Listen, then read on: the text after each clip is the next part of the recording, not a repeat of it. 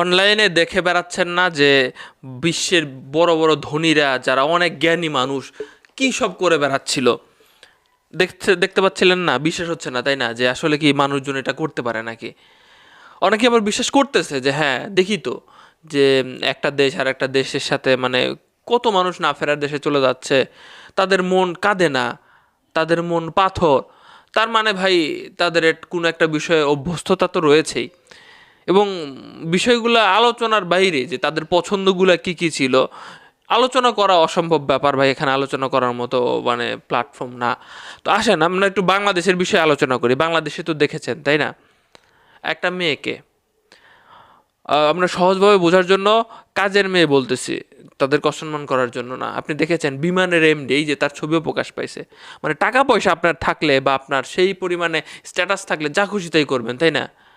একটা মানে ইয়ারে নিয়ে আসবেন কাজ করানোর জন্য, মনও হইল যে একটা খুন্তি দিয়ে একটা স্যাক দেই, মনে হইল যে যেখানে সেখানে মানে আঘাত করে ফেললেন। মানে আমি ঘটনাটা একটু পড়লাম যে কিভাবে কি হয়েছে না হয়েছে।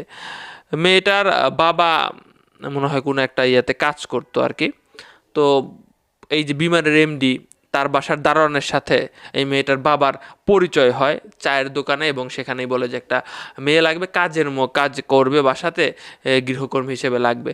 তখন সে বলতেছিল যে মেয়েটাকে দেন আপনার, তাহলে হয়তো বা সে বিয়ে পর্যন্ত তারা দেখবে।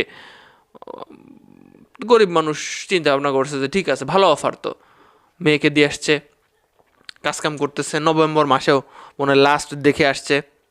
এরপর আর দেখা করতে দেয় না, বিভিন্ন নানান রকম অজুহাতে বলে যে আজকে নাই বা দেখা করতে হবে না, এই সেই নানান ব্যাপার স্যাপার ওই দিক দিয়ে চলতেছে নিজেদের মন মতো ইচ্ছা মতো। তো মানুষ এমন বাংলাদেশে এমন পরিস্থিতি দেখতেছেন, আর তো ওনাদের কথা বাদই দেন। চেহারা দেখেছেন, দেখানোর মতো না, আমি দেখালাম না এই জন্য। দেখেছেন কি অবস্থা করেছে, কিভাবে পারলো, কিভাবে পারলো। পরবর্তীতে একদিন ফোন দিয়ে বলতেছে তার বাপ মারে যে মেয়ে অসুস্থ, তারা নিয়ে যান। মেয়েরে বুঝাই দিছে অবস্থা খুবই নাজেহাল অবস্থা, হাসপাতালে ভর্তি।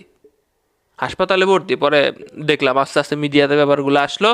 এই যে বিমানের এমডি এবং তার স্ত্রী দুজনটাই মনে হয় ধরে নিয়ে কারাগারে রাখা হয়েছে। অনেকে বলতেছে, সন্দেহান প্রকাশ করতেছে যে অনেক টাকা পয়সা আছে এই লোকের, বোঝা যায়। এখন ছাড়া পেয়ে যাবে হয়তো বা, ছাড়া পেলে তো ব্যাপারটা ভালো হবে না। এরকম হয়তো বা কত জায়গায় হচ্ছে, বলতেছে না। মানে এরা কি আসলে, কেমনে একটা মানুষ এইভাবে সব করতে পারে? একটু মায়া দয়া নাই, মানে কি একটা অবস্থা।